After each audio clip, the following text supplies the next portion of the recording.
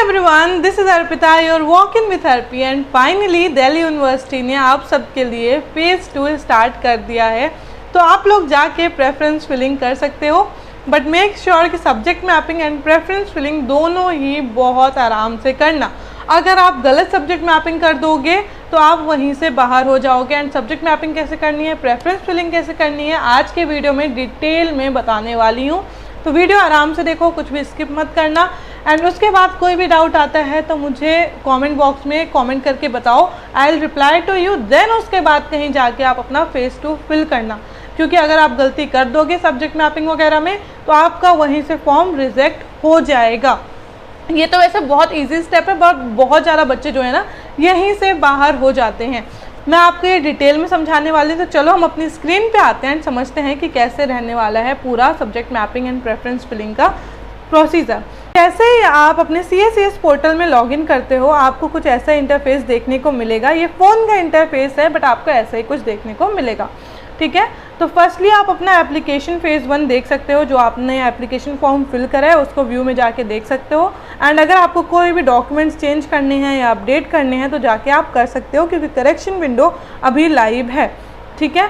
फिर अपना आता है सेकेंड फेज़ यानी फेज़ 2। एंड इसको स्टार्ट करने के लिए आपको सिंपली यहाँ पे स्टार्ट का बटन क्लिक करना है। चलिए अब हम सेकेंड स्टेप पे चलते हैं कि हमें क्या करना है। जो आपका फेज़ 2 है वो पूरा 4 स्टेप में रहने वाला है। फर्स्ट स्टेप में हम देखेंगे सब्जेक्ट मैपिंग, सेकंड में देखेंगे प्रोग्राम एलिजिबिलिटी, थर्ड में देखेंगे preference selection, that is of course आपकी preference filling, and then lastly preview preferences, जहाँ पे आप अपनी प्रेफरेंस लिस्ट सेव कर पाओगे। तो चलो एक एक स्टेप को डिटेल में देखते हैं कि ये क्या रहने वाला है।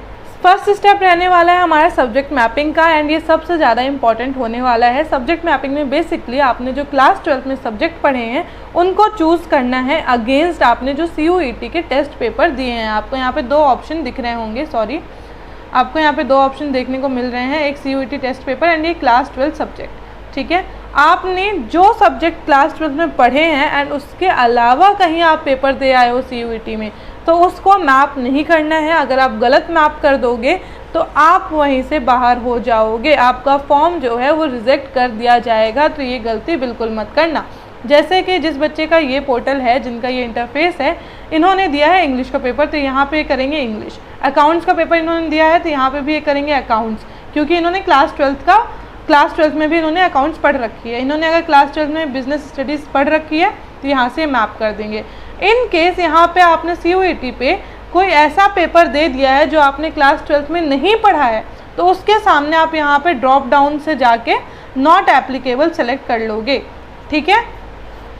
जैसे कि इन्होंने सब्जेक्ट मैपिंग कर रखी है, इन्होंने CUET में ये 5 पेपर दिए हैं। इन्होंने इंग्लिश भी क्लास 12 में पढ़ी थी, अकाउंटेंसी भी पढ़ी थी, बिजनेस स्टडीज़ भी पढ़ी थी, इकोनॉमिक्स भी पढ़ी थी, इन्होंने मैप कर दिया। अब देखो जनरल टेस्ट तो किसी ने भी क्लास 12 में नहीं पढ़ा है, राइट, तो इसके सामने आप लिखोगे नॉट एप्लीकेबल। आई होप आपको समझ आ गया होगा। ऐसे ही अगर मान लो आपने गलती से कोई और भी पेपर दे दिए हैं CUET में, बट आपने वो क्लास 12 में सब्जेक्ट्स नहीं पढ़े हैं, तो उसके सामने भी आप ऐसे ही नॉट एप्लीकेबल चूज़ कर लोगे, ठीक है। सेकेंड स्टेप पे आ जाते हैं, जो कि हमारा कोर्स एलिजिबिलिटी।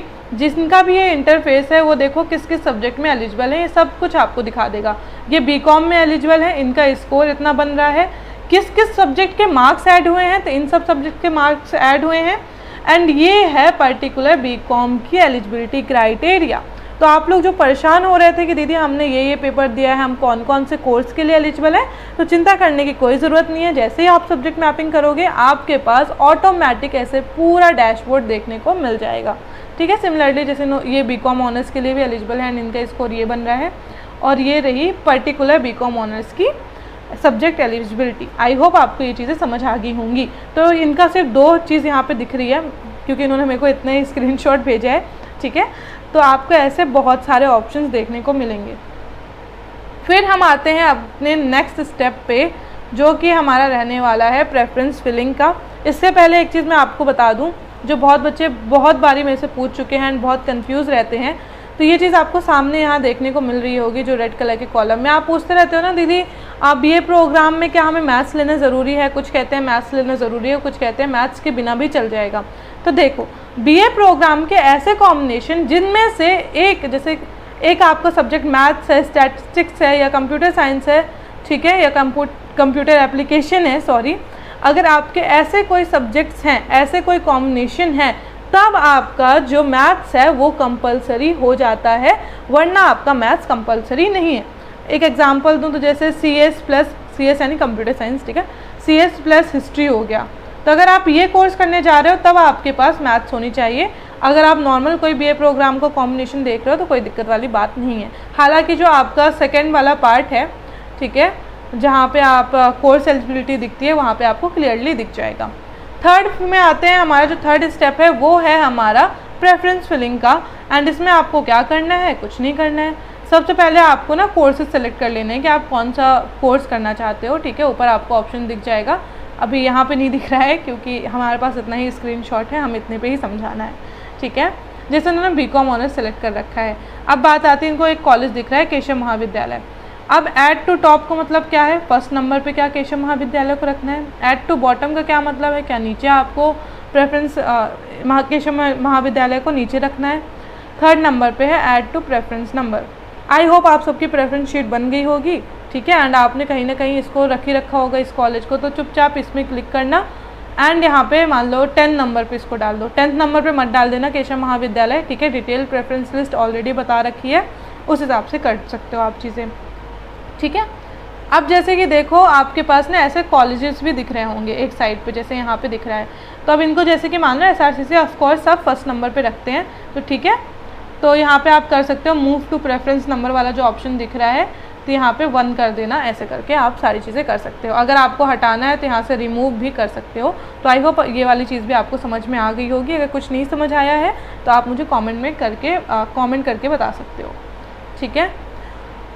एंड देन हमारा लास्ट स्टेप हो जाता है, वो है हमारा, मैं बहुत बार अपने आप को यहाँ वहाँ कर रही हूँ, बट हाँ जो आपका लास्ट स्टेप है वो हो जाएगा प्रीव्यू का, ठीक है। तो बस इतना ही है आपका प्रेफरेंस फिलिंग एंड एवरीथिंग।